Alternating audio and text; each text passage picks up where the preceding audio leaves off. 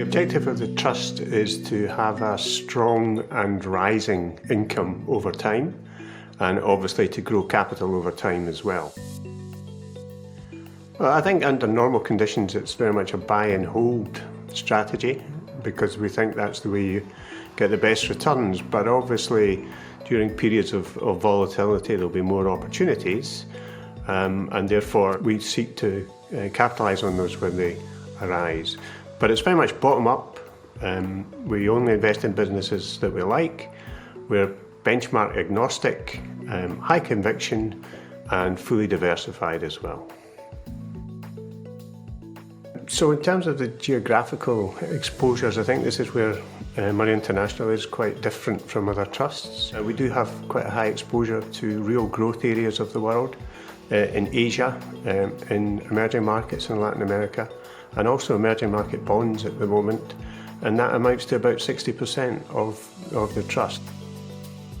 But I would say the main themes are semiconductors. We have big positions in Taiwan Semi, in Global Wafers in Taiwan, also in Samsung and Broadcom in the United States.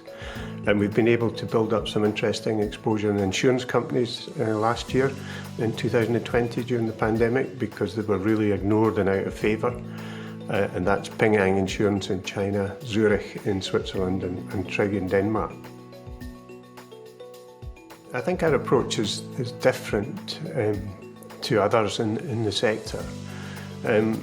Because we actively manage the gearing, we are very much benchmark agnostic, and therefore we can take positions in bonds and equities depending on which looks the best relative value.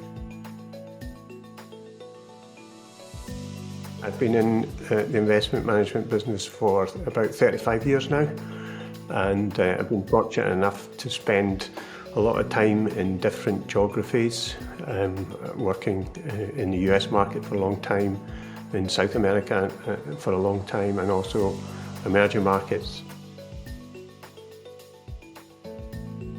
An interesting fact, well, I suppose it's confession time, isn't it? And I really did believe when I was 20 that Scotland would win the World Cup in Argentina. It didn't happen. It was a great lesson in managing expectations, and it's something that I've never hopefully been caught out with again.